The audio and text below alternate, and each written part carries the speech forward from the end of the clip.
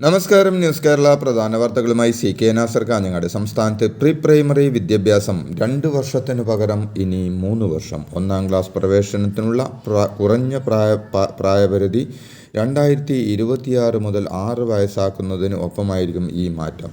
ഇപ്പോൾ 3 വയസ്സിൽ pre primary സ്കൂളിൽ ചേരുന്ന വിദ്യാർത്ഥികൾക്ക് 5-ാം വയസ്സിൽ 1-ാം ക്ലാസ്സിൽ പ്രവേശനം ലഭിക്കുന്ന സ്ഥാനത്താണ് 1 വർഷം കൂടി അധികം പഠിക്കേണ്ടി വരിക. ആശാ വർക്കർമാരുടെ ഓണറ്റേറിയത്തിനായി കേന്ദ്ര സർക്കാർ സംസ്ഥാനങ്ങൾക്ക് പ്രത്യേക ഫണ്ട് നൽകുന്നില്ലെന്ന് കേന്ദ്ര ആരോഗ്യ സഹമന്ത്രി പ്രതാപ് റാവു ജാവദ് പറഞ്ഞു.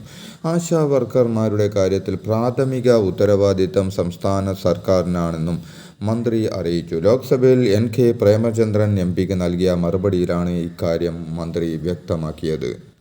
ആശാ വർക്കർമാർക്ക് UDFും BJPയും ഭരിക്കുന്ന തദ്ദേശ സ്ഥാപനങ്ങൾ പ്രഖ്യാപിച്ച അധിക സഹായം തട്ടിപ്പെന്ന് തദ്ദേശ വകുപ്പ് മന്ത്രി MB രാജേഷ് പറഞ്ഞു.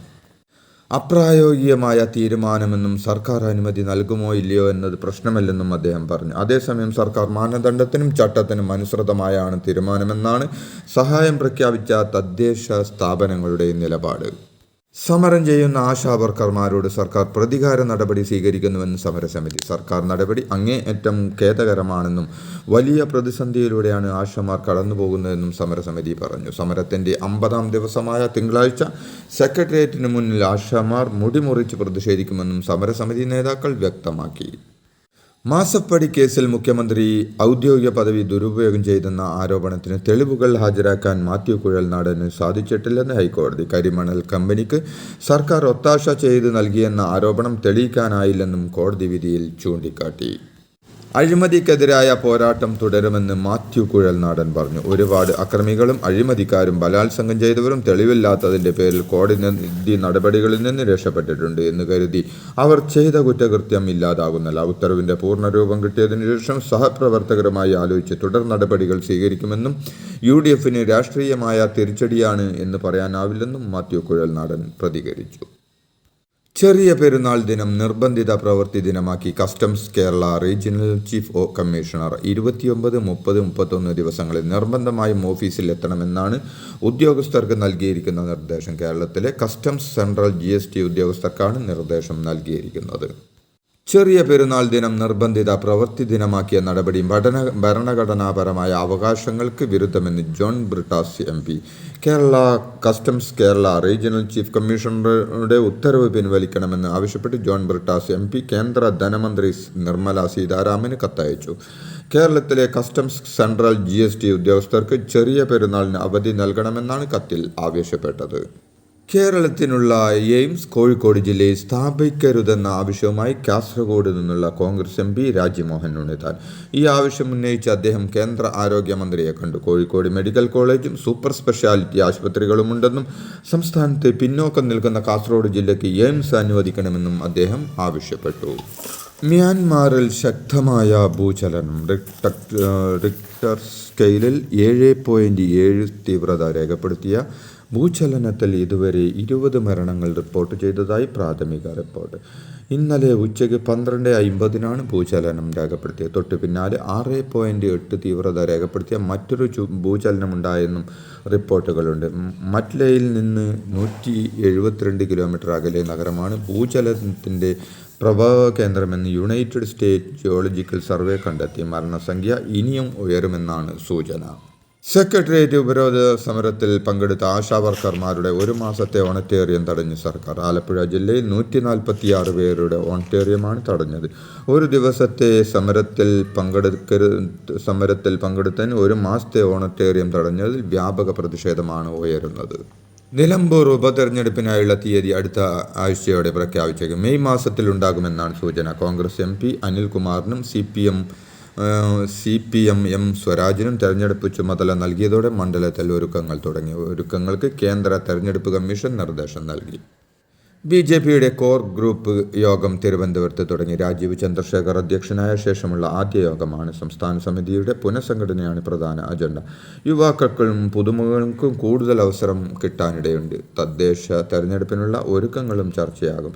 തിരുവനന്തപുരത്ത് VB രാജേഷിനെതിരെ പോസ്റ്റർ ഉയർന്നതും ചർച്ചയ്ക്ക് വരാനിടയുണ്ട്. ഇത്തരം നീക്കങ്ങൾക്കെതിരെ കർശന നടപടിയെടുക്കുമെന്നാണ് നേതൃത്വം വ്യക്തമാക്കുന്നത്.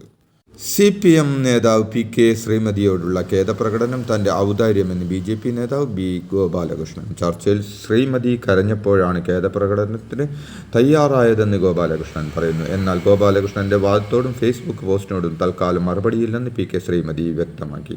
ഗോപാലകൃഷ്ണൻ്റെ വാദങ്ങൾ തെറ്റാണെന്നും കോടതിയുടെ പരിഗണനയിലുള്ള വിഷയമായതിനാൽ കൂടുതൽ പ്രതികരണത്തിനില്ലെന്നും അവർ പറഞ്ഞു. BJP നേതാവ് B.